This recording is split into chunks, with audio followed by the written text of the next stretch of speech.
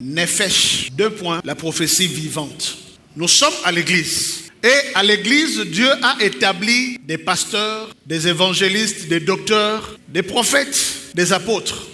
Mais il y a une dimension que nous allons aborder, c'est la dimension prophétique.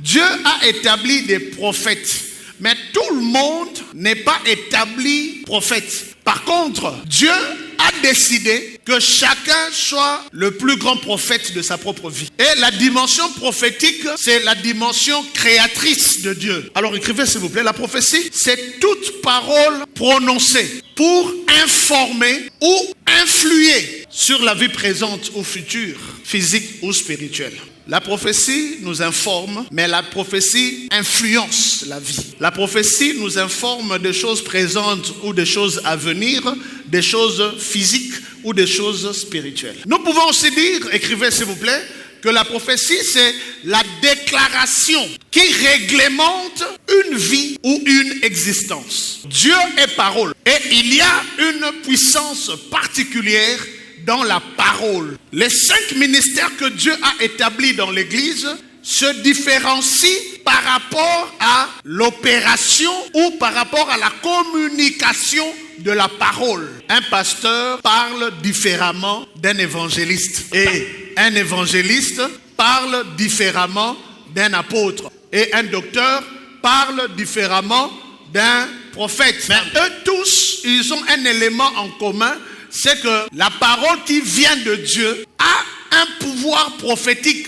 C'est-à-dire, la parole a le pouvoir d'informer des choses visibles ou spirituelles et d'influer, de créer une influence dans l'existence d'une vie. Ainsi, la parole qui vient de l'Éternel, qui vient de l'omniscience de l'Éternel, nous donne des informations, mais pas que des informations, mais cette parole crée une influence dans notre destinée. C'est ce que nous appelons la prophétie. Nous disons que la prophétie, au fait, c'est une parole qui crée un enchaînement imprévisible et irrésistible des événements.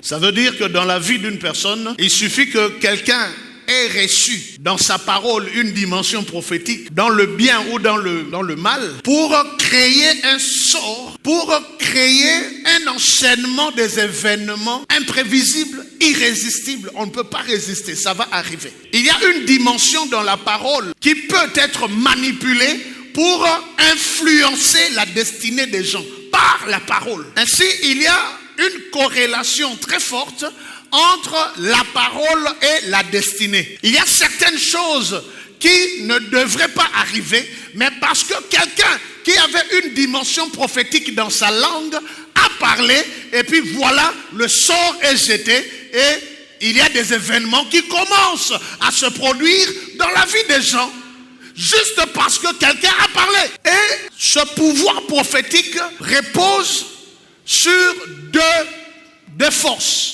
La première force, c'est la loi de la raison. La deuxième force, c'est la loi du pouvoir. Ce sont ces deux forces qui sous-tendent la puissance de la parole. C'est-à-dire que quelqu'un ait prononcé une parole et que cette parole s'accomplisse, il va falloir qu'il y ait une raison. S'il y a une raison, la parole entre en action. Deuxièmement, la loi du pouvoir. Celui qui prononce doit avoir un pouvoir sur la personne sur qui on prononce la parole. C'est pourquoi la Bible déclare une malédiction sans cause, c'est-à-dire il n'y a pas de raison, et comment? Sans effet. Le monde a été créé par la parole.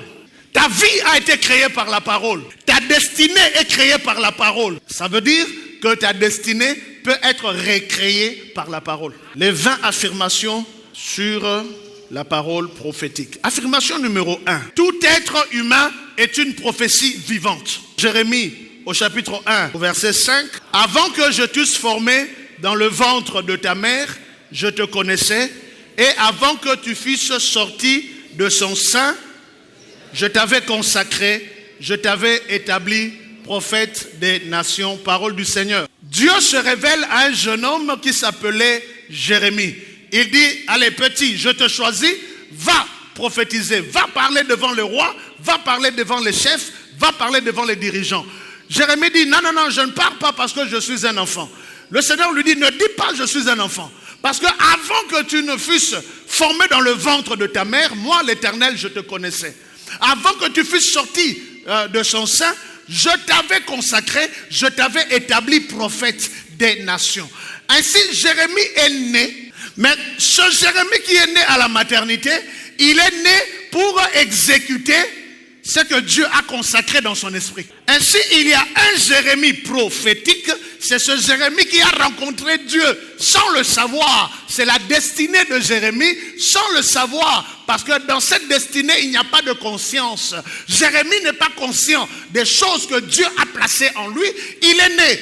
Et tout ce qui arrive dans sa vie arrive parce que Dieu a établi au-dedans de lui une dimension prophétique qui devait s'accomplir. Tel que tu es assis là, tu es né parce qu'il y a une dimension prophétique que Dieu avait déjà scellée. Dieu t'avait déjà consacré. Dieu t'avait déjà établi. Dieu avait déjà destiné certaines choses. Et il les a placées. Et puis tu nais pour exécuter ces choses. Si tu cherches quelque chose à laquelle tu n'avais pas été destiné, elle ne viendra pas. Ainsi, connaître sa dimension prophétique est plus importante que connaître son corps. 1 Chronique chapitre 22, à partir du verset 7. David dit à Salomon, « Mon fils, j'avais l'intention de bâtir une maison au nom de l'Éternel mon Dieu. Mais la parole de l'Éternel m'a été ainsi adressée. Tu as versé beaucoup de sang et tu as fait de grandes guerres. Tu ne bâtiras pas une maison à mon nom, car tu as versé devant moi beaucoup de sang sur la terre. Voici, il te naîtra un fils qui sera un homme de repos et à qui je donnerai du repos en le délivrant de tous ses ennemis d'alentour. Car Salomon sera son nom et je ferai venir sur Israël la paix et la tranquillité pendant sa vie. Ce sera lui qui bâtira une maison à mon nom. Il sera pour moi un fils et je serai pour lui un père. Et j'affermirai pour toujours le trône de son royaume en Israël. Parole du Seigneur. Donc, Salomon, avant de naître, était déjà connu de l'Éternel. Et puis l'Éternel a déjà donné l'information à son père David. Donc le père David savait. Et ce qui est extraordinaire, c'est quoi? C'est que quand David, alléluia, Amen. Quand David avait des enfants, il savait que parmi mes enfants, il y aura un qui sera Salomon. Il n'a pas fait la confusion entre Salomon et les autres. Celui-là qui était Salomon sera Salomon. Yaya, ta destinée ne sera pas volée. Ta destinée ne sera pas volée dans le nom puissant de Jésus-Christ. Et si vous voyez, la destinée de Salomon, c'est un peu comme la destinée de Jérémie. C'est un peu comme la destinée de Moïse. Ce que tu fais, tu le fais parce que avant que tu ne naisses, tu as été destiné à ça. Ainsi donc, dans le Néphès de Salomon, il y avait une prophétie qui était gravée. Parce que toute parole prononcée dans la destinée est gravée dans ce que nous appelons le Néphès. Le Néphès, c'est l'âme. Lorsque Dieu a créé l'homme, Dieu a inséré 5 prophéties innées dans l'homme. Genèse chapitre 1, le verset 28.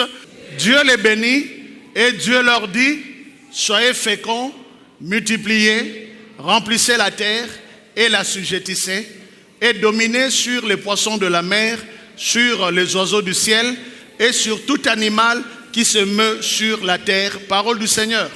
Amen. 1, soyez féconds. 2, multipliez. 3, remplissez la terre. 4, assujettissez la terre. Et puis 5, dominez. Ainsi, l'être humain a en lui, dans son néphès, ces 5 prophéties. C'est-à-dire, tel que tu es assis là, il y a une bénédiction qui s'appelle la multiplication. C'est pourquoi quand tu es un piacre, tu t'énerves. Parce que il y a en toi une prophétie divine qui s'appelle multiplier. Quand tu te multiplies pas, ça t'énerve. Phrase numéro 2, et c'est une phrase très importante, s'il vous plaît. Le plus grand prophète de ta vie, c'est toi-même. Proverbe chapitre 18, le verset 21.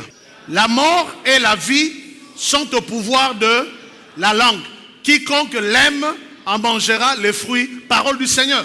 Amen. Donc la mort et le séjour des morts avec leur chef y compris, le Créateur a dit, ils sont tous au pouvoir de ce petit organe qui se trouve dans ta bouche appelé la langue. Donc ta langue est plus puissante que Satan. Matthieu chapitre 12, le verset 37. Car par tes paroles, tu seras justifié et par tes paroles, tu seras condamné. Parole du Seigneur. Amen. En d'autres termes, la vie et la mort, la justification ou la condamnation sont au pouvoir de ta langue. Ce qui veut dire que là où tu as été condamné, tu peux être justifié par ta langue. Et là où tu as été justifié, tu peux aussi être condamné par la langue. Phrase numéro 3. Depuis la chute de l'homme, les bonnes prophéties marchent toujours ensemble avec les mauvaises. Genèse chapitre 3, le verset 14 à 19. L'Éternel Dieu dit au serpent, puisque tu as fait cela, tu seras maudit entre tout le bétail et entre tous les animaux des champs. Tu marcheras sur ton ventre et tu mangeras de la poussière tous les jours. Je mettrai une inimitié entre toi et la femme, entre ta postérité et sa postérité. Celle-ci t'écrasera la tête et tu lui blesseras le talon. Parole du Seigneur. Mais là, nous sommes en train de lire quelque chose de vraiment malheureux. Dieu dit, il va t'écraser la tête et tu vas lui blesser le talon. Ça, c'est une malédiction, papa. Cette prophétie concerne le Christ, mais de manière générale, elle concerne toute personne qui est sortie de la femme. Celui qui a été livré sous le pouvoir de l'homme a maintenant le pouvoir de blesser le talon. On va l'écraser, oui, mais il va aussi blesser le talon. Et si nous sommes en train de marcher dans des bonnes prophéties, j'ai la domination, mais attention, au milieu de cette domination, il y a aussi une mauvaise prophétie qui vient d'être injectée dans le serpent. Tu vas le blesser. Tu pries, tu jeûnes, c'est très bien. Continue, mais cela ne t'épargne pas de la bataille spirituelle. Tu as la présence de Dieu, c'est bien. Peu importe ce que tu peux faire dans la spiritualité, c'est bien tout ça. Mais sachez que tu n'es pas le seul détenteur de la prophétie. Il y a aussi le serpent qui a aussi sa prophétie. Il a aussi son onction qu'il a reçue, celle de mordre. Et le serpent peut s'incarner n'importe où, chez n'importe qui, pour te mordre. Mais ce qui est extraordinaire dans cette histoire, c'est quoi? Plus tu montes avec le Seigneur, plus le serpent aussi monte dans ses morsures. Plus tu te sens que tu es proche de l'Éternel, plus tu vas te rendre compte que le combat aussi monte. Le diable ne peut pas te combattre si tu n'as rien de Dieu. Mais vous savez la finalité c'est quoi? Là où la Bible a dit, il te blessera le talon. Mais Luc 10, 17 dit, tu marcheras sur le serpent, le scorpion et la puissance des ténèbres. Et rien, je dis rien, ne va te nuire. Ils te feront la guerre, mais rien ne va te terrasser. Ils vont se lever contre toi, mais rien ne va t'arriver. Non, je suis venu ce matin te dire, les combats seront là. Mais rien, je dis quoi? Rien ne va t'arriver.